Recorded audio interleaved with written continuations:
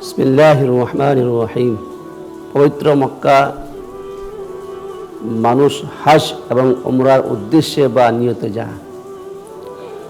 যখন আপনি পরিপূর্ণ উমরা করবেন, মিকাত থেকে আপনি উমরার ইহরাম পরিধান করবেন, অতঃপর আপনি সেলাইবিহীন এক সেট ইহরাম পোশাক আপনি পরবেন। এরপর 2 রাকাত নফল নামাজ পড়বেন।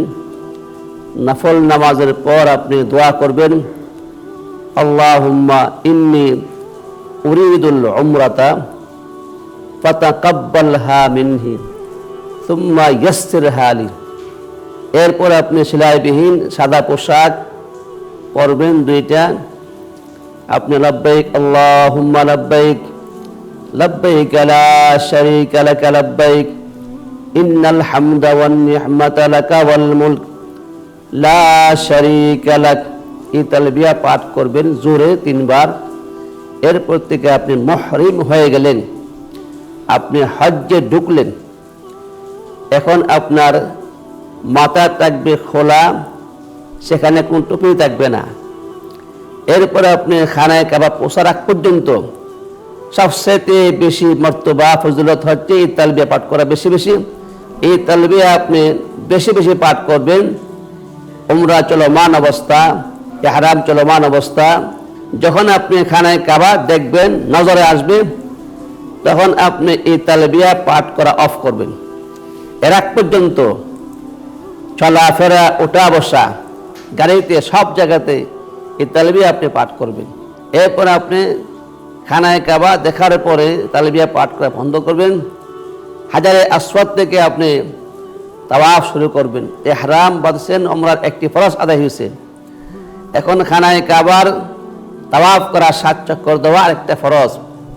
এটা স্টার্ট হয়ে শুরু হয় হাজারে আসওয়াদ থেকে। সেখানে গিয়ে আপনি পড়বেন বিসমিল্লাহি আল্লাহু আকবার, বিসমিল্লাহি আল্লাহু আকবার, বিসমিল্লাহি আল্লাহু আকবার।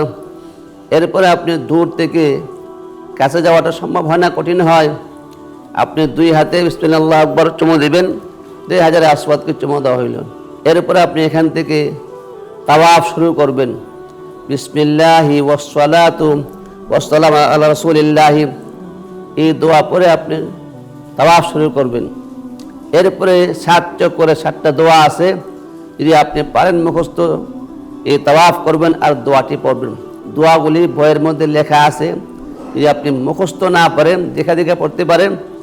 যদি আপনি তাও না করেন, আপনার নিজ স্বাধীন মতে মনে মনে যা দোয়া আছে সেই কাবার চক্কর লাগাইবেন এবং দোয়াগুলি আপনি পাঠ করবেন, পড়বেন। যত প্রকার আপনার নেক দোয়া আছে, খানায় কাবাকে চক্কর দেওয়ার সময় আপনি সেই নেক দোয়া পড়বেন। তবে যেন কোনো মানুষ আঘাতপ্রাপ্ত না হয় এবং নিজেকে সেভ করে, এটা একটা ইবাদত, কথাবার্তাও না বলা উচিত এবং ডাইন বাম না তাকানো উচিত। দোয়া না জানলে মনে মনে দোয়া পাঠ করবেন, এটা উত্তম। এই 7 চক্কর করার পরে আপনার উমরার 2 নম্বর ফরজ আদায় হইল। উমরার ফরজ 2টি, ইহরাম বাঁধা একটি ফরজ ছিল আর তাওয়াফ করা একটি ফরজ ছিল। 2 ফরজ আপনার পূর্ণ হইল। এখান থেকে আপনি তাওয়াফ শেষ করার পর 2 রাকাত নামাজ পড়বেন।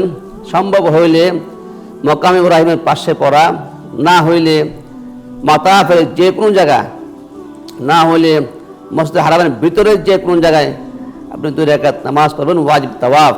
নামাজ পড়ার পর আপনি খানায় কাবার দিকে মুতাওয়াজ্জিহ হয়ে হাত তুলে দোয়া করবেন, দুনিয়ার জন্য, পরকালের জন্য, বাপ মার জন্য, ভাই বোনের জন্য, আপনজনের জন্য, ছেলে মেয়ের জন্য, দুনিয়া ও আখিরাতে সকল মঙ্গল দোয়া, হুসনে খাতিমা হওয়ার দোয়া, ইমানের সহিত মওত হওয়ার দোয়া, বেহেশত পাওয়ার দোয়া, যত প্রকার দোয়া হইতে পারে সেখানে দোয়া কবুল হয়, সেখানে আপনি হাত তুলে দোয়া করেন।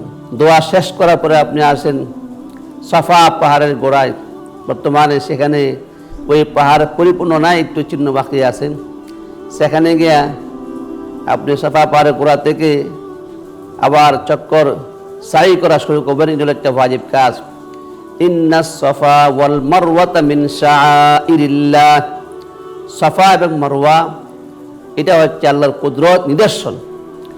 এখান থেকে আপনি যাবেন মারওয়ার দিকে, সাফার থেকে শুরু, এবং মনে মনে বলবেন, হে আল্লাহ, তোমার কিতাবুল্লাহ কোরআনে যেখান থেকে শুরু হওয়ার কথা আমি সেখান থেকে শুরু করার নিয়ত করলাম। এরপরে আপনি বিসমিল্লাহ বলে আল্লাহ আকবার বলে তাওয়াফ শুরু করবেন, সাই শুরু করবেন। সাফা থেকে মারওয়া গেলে এক চক্কর হয়, ওখান থেকে ফিরে আসলে এক চক্কর হয়। এর মধ্যে দিয়েও দোয়া আছে, বই পুস্তকে লেখা, আপনি দোয়া পড়তে দেখেন। আর দোয়া না জানলে বাংলাতে মনে মনে দোয়া পড়তে দেখেন। 7 বার 7 চক্করে সালাম আনোয়ার সাই কাজ ওয়াজিব পরিপূর্ণ হইল। সেখান থেকে আপনি বের হইয়া মাথা মুন্ডাইবেন, হালাল হইবেন, আপনার উমরা কমপ্লিট পরিপূর্ণ হইল। আরও বিস্তারিত আপনি জানতে চাইলে ফ্লাইট টু হারামাইনে ওয়েবসাইটে আপনি ঢুকেন, ইনশাল্লাহ পাবেন।